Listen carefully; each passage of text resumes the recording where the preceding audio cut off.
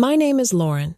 I'm 52 years old and have a family that, to everyone else, seems perfect. A hard-working husband, 2 young and healthy kids, a cozy house in a middle-class neighborhood in New Jersey.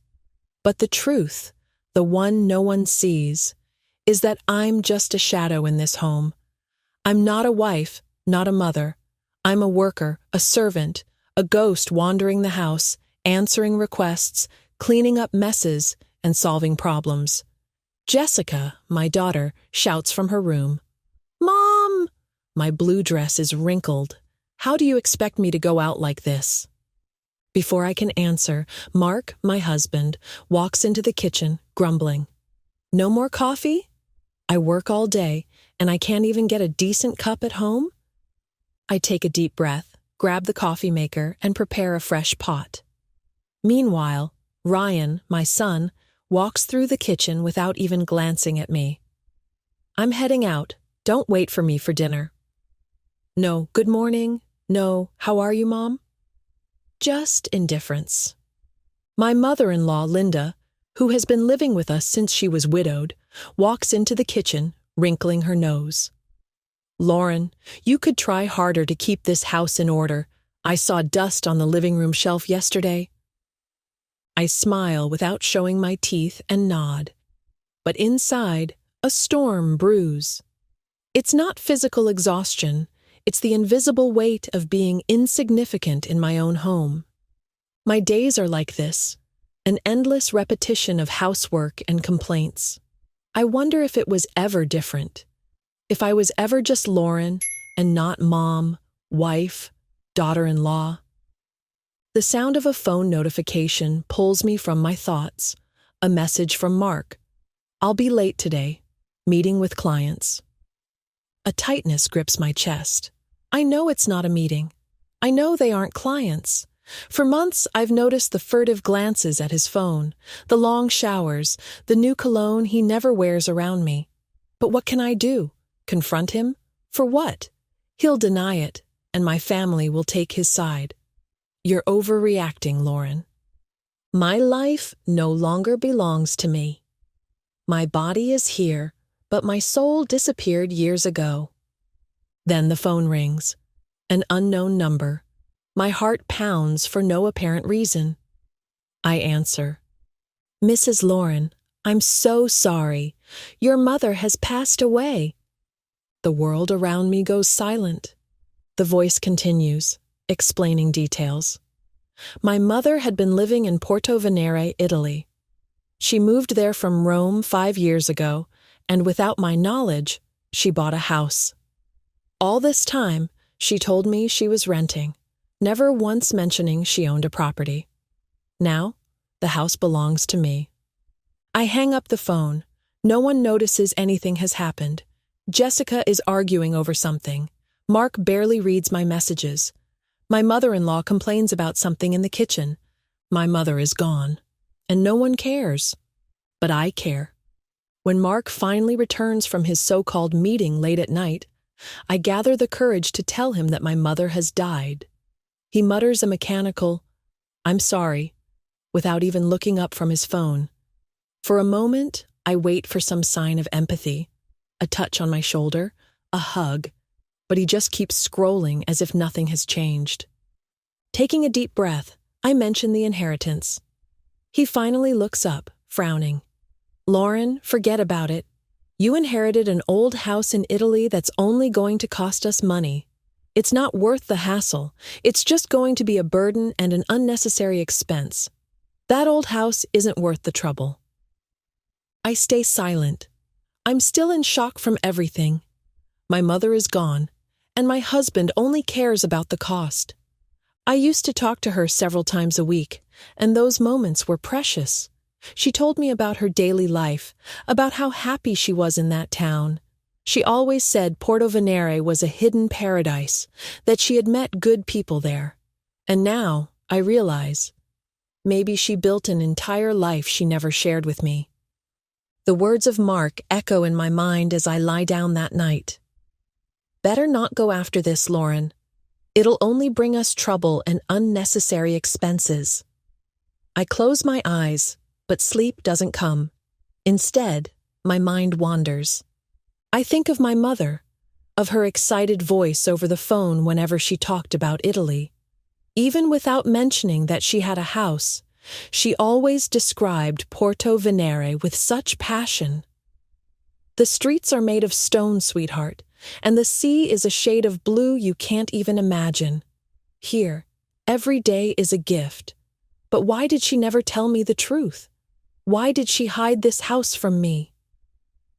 I toss and turn in bed. Next to me, Mark sleeps deeply, indifferent to everything. He didn't even ask how I was, didn't even consider that I might need support.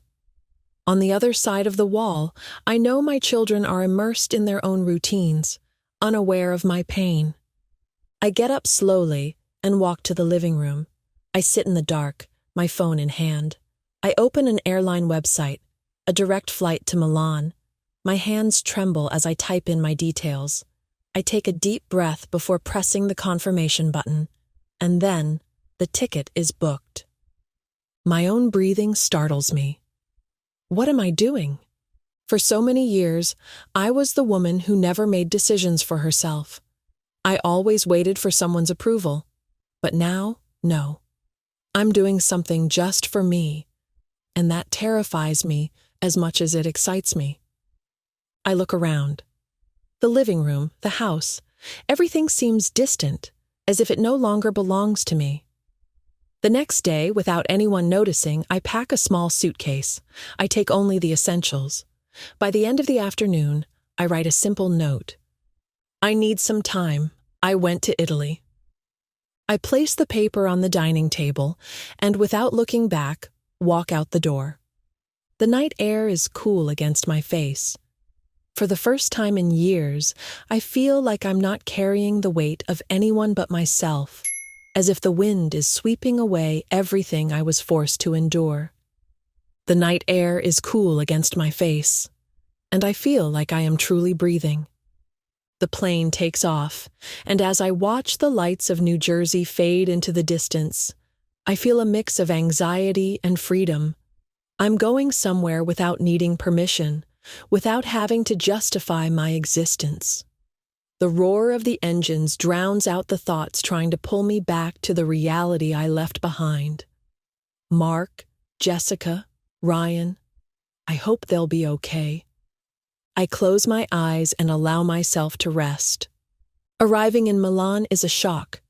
The airport is an organized chaos, filled with tourists and hurried Italians, voices echoing in different languages. I take a deep breath and follow the flow. I retrieve my suitcase and, without thinking twice, rent a car.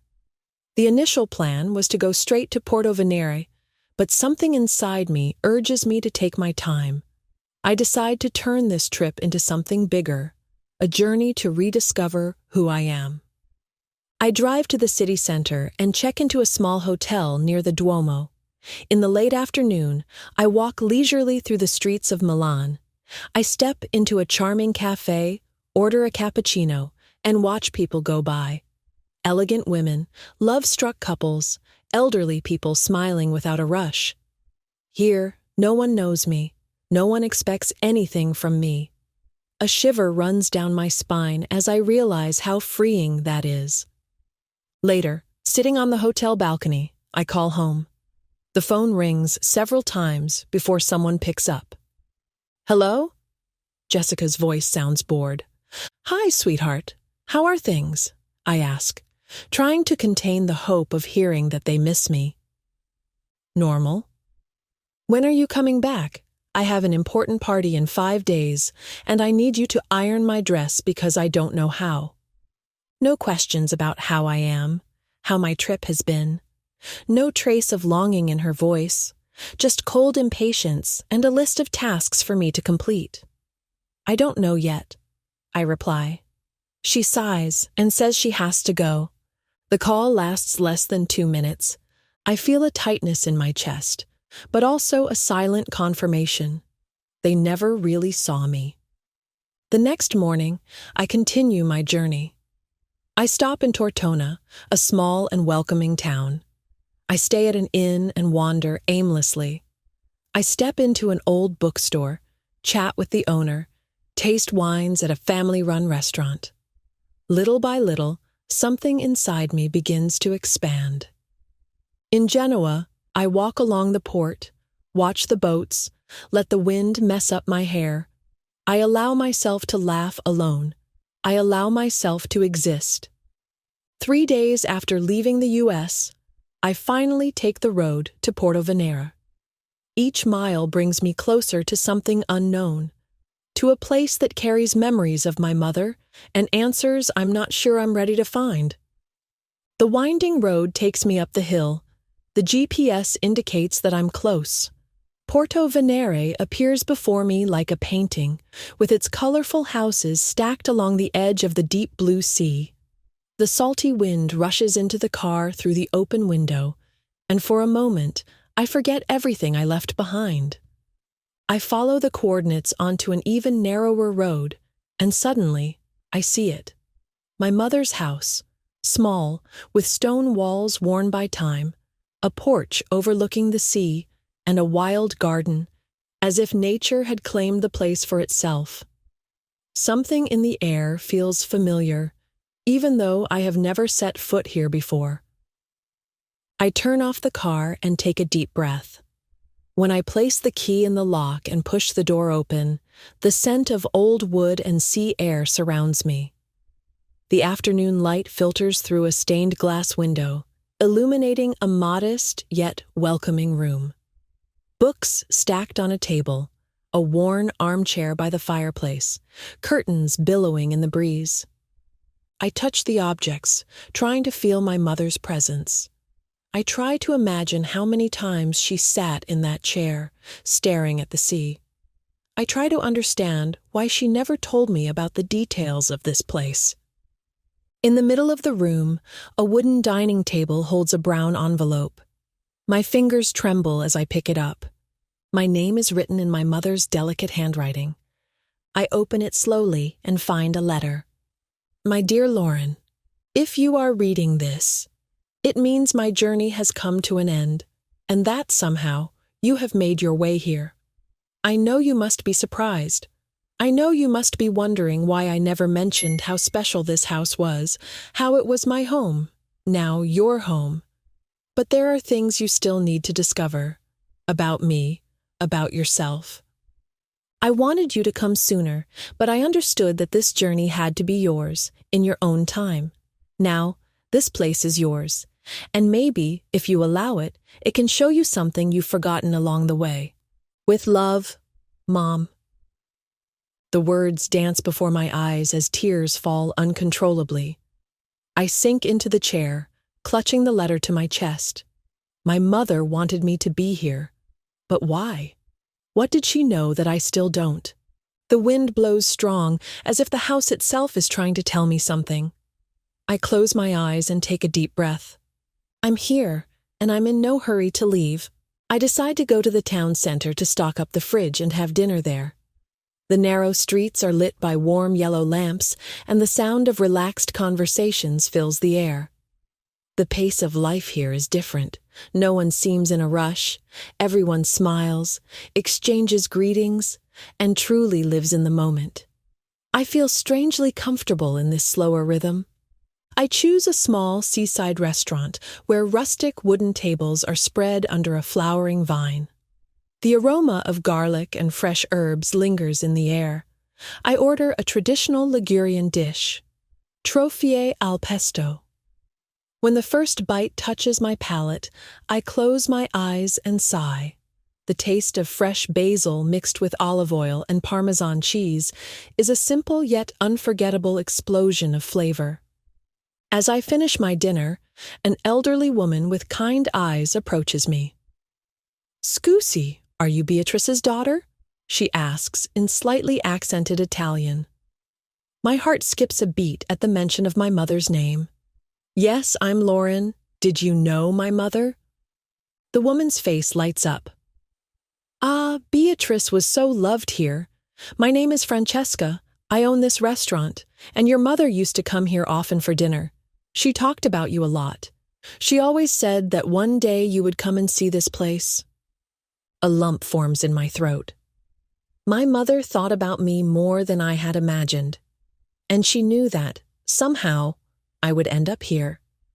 I always visited my mother in Rome, and she made a point of coming to my house at least once a year.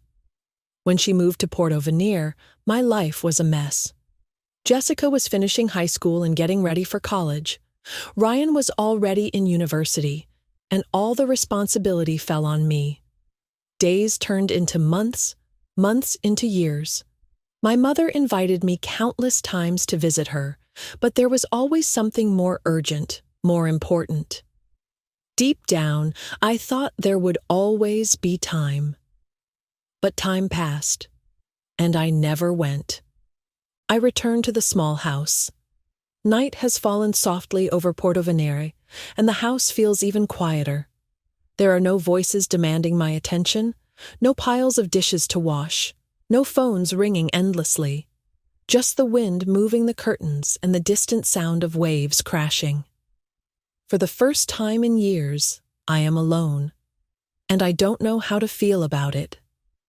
I light a few candles, grab a blanket, and sit on the porch. The moon casts a glow over the sea in a way that seems almost unreal.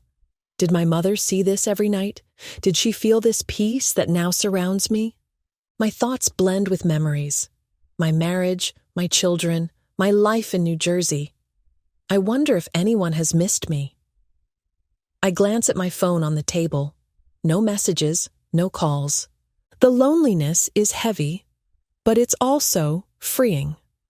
I fall asleep in the porch chair and wake up to the sun warming my face. The scent of salt and damp earth fills my senses. I stand up and walk through the house, exploring each room more carefully. In the small room next to the living area, I find an old dresser. The drawers creak as I open them. Inside, I discover yellowed photographs, carefully folded letters, journals covered in floral fabric. I start reading slowly, pieces of my mother's life that I never knew. Friends, moments, dreams. People whose faces are unfamiliar to me, but who were clearly a part of her world. A comforting warmth spreads through me as I realize that my mother found happiness here, surrounded by people who loved her and by a life she chose for herself. The sun rises slowly, painting the sea with golden hues.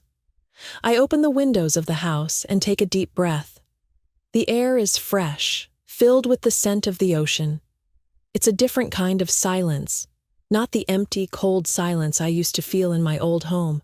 This is a silence of peace, of freedom. For the first time in years, I wake up without the weight of solving everyone's problems. There are no piled-up dishes, no voices calling my name, no one asking me for anything. I step outside to explore the town. The streets are narrow and charming, bathed in the soft morning light. I walk slowly, watching the people around me. They smile, greet each other, chat without hurry. Time seems to move at a different pace here.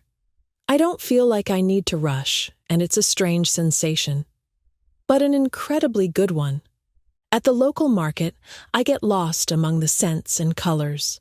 Bright red tomatoes, golden olive oils, fresh herbs filling the air with their aroma. I try a piece of focaccia and close my eyes as I taste the soft, salty bread mixed with pure olive oil. Buonissimo, I exclaim, unable to hold back a smile. The vendor laughs and nods. Later, I return to Francesca's restaurant. As soon as she sees me, she beams. "Ah, Lauren, back for another meal?" I laugh and shake my head. "Actually, I just wanted to talk for a bit. I think my mother really loved this place." Francesca's face lights up. Beatrice adored coming here. She always said life should be enjoyed without rush, that chasing time was a waste. Your mother made the most of every day she had here. A tightness forms in my chest. My mother truly lived. She enjoyed the time she had. And me? I spent my life serving others, forgetting about myself. But what if I could change that? What if I could discover who I am now, far from everything and everyone? I smile at Francesca and allow myself to believe that maybe it's possible. My phone vibrates on the table. The sound echoes through the silent house, making me hesitate. For a moment, I think about ignoring it, but an old instinct makes me pick it up and glance at the screen. Messages from Mark, Jessica, and Ryan. When are you coming back? You've rested enough, right? We need to talk. No questions about how I'm doing, no sign of real concern. Just the impatience of people who want me back to resume my role. A tightness forms in my chest, but I take a deep breath. It doesn't surprise me.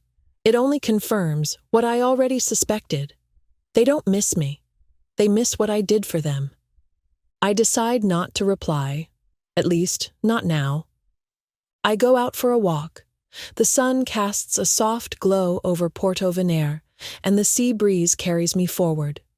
With each step, I feel a little lighter, a little further from the weight I carried for so many years. I'm starting to understand that my life can be different, that maybe I can actually live for myself. When I return home, I see a car parked near the gate. A man in a dark suit approaches with a professional smile. Ms. Lauren, my name is Matteo. I'm a real estate agent in the area. I'm here because we have a client very interested in this property. The offer is 1 million euros. My eyes widen. I knew the house was special, but I never imagined it was worth that much. Matteo continues, homes like this are highly valued. Investors are turning properties like yours into high-end vacation villas.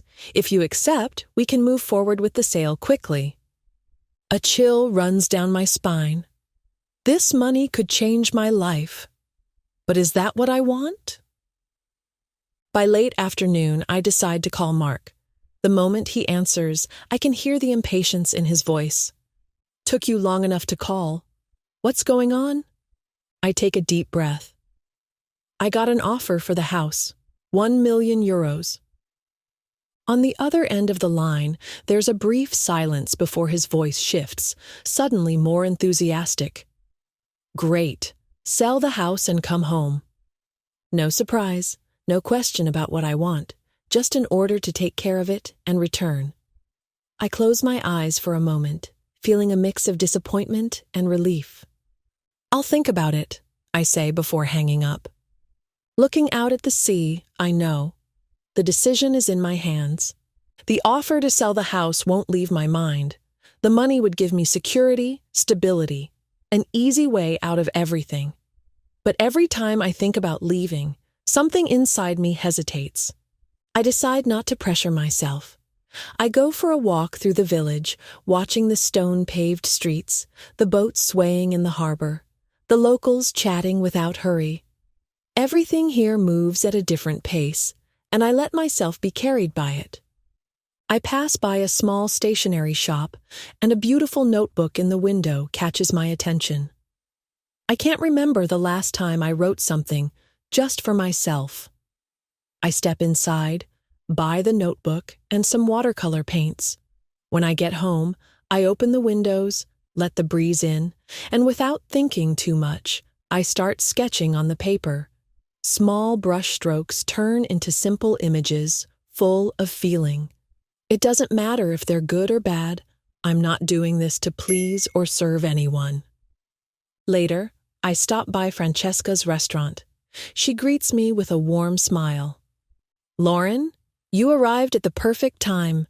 Today is fresh pasta day. Want to learn? I accept without hesitation. I roll up my sleeves, and soon we're in the kitchen, with flour covering the countertop and delicious aromas filling the air. Francesca teaches me how to knead the dough, cut it into the right shape, feel the texture with my hands.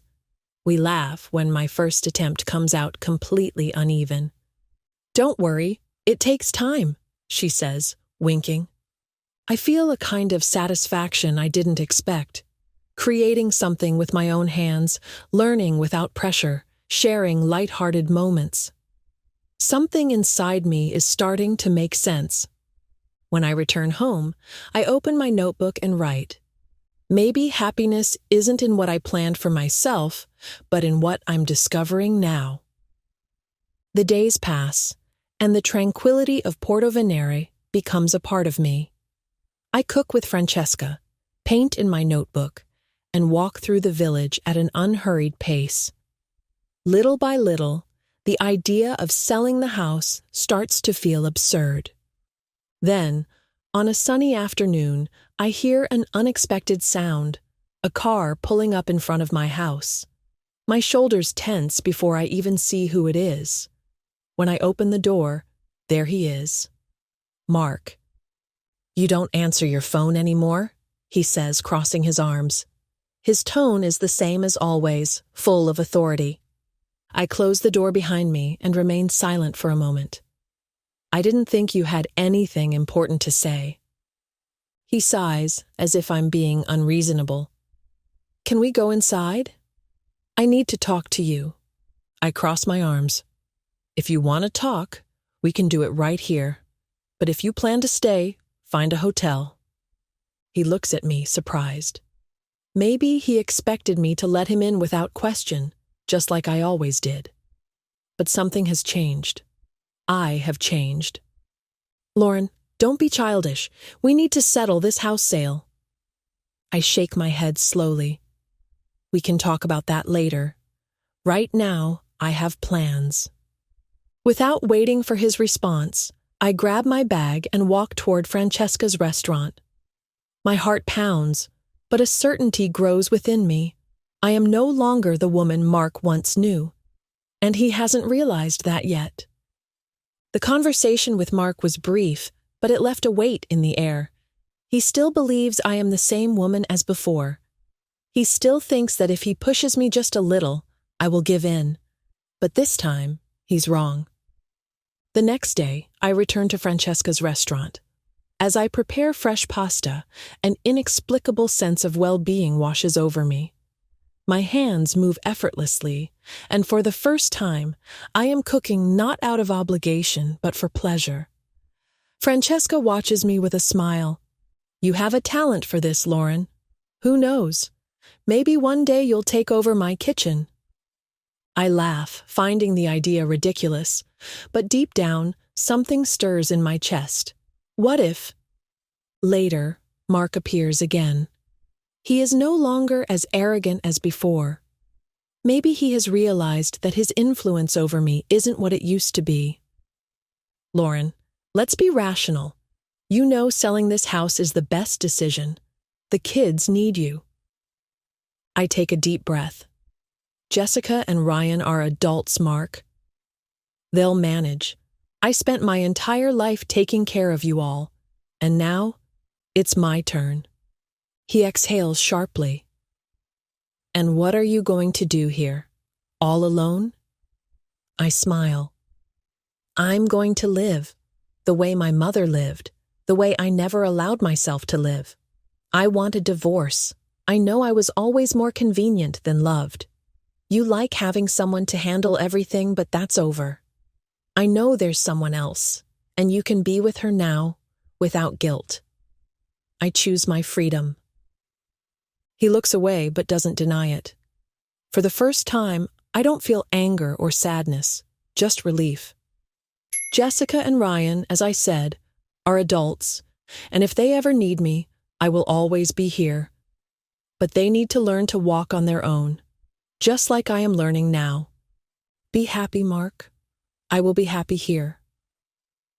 The sun is setting as I tell Francesca everything. She listens in silence, and when I finish, she takes my hands in hers. "Then stay. Work with me. We don't get rich here, but we have something far more valuable. Peace." I take a deep breath and look out at the sea. I could sell the house. I could go back to my old life. But none of that makes sense to me anymore. The freedom to choose, to feel, to exist without pressure, that is priceless. My children will always be able to visit me whenever they want. But Mark? He needs to follow his own path, just as I have found mine. The wind blows strong, tousling my hair. I close my eyes and smile, feeling a peace I haven't known in a long time. The weight I carried for years disappears, leaving only the certainty that I am exactly where I am meant to be.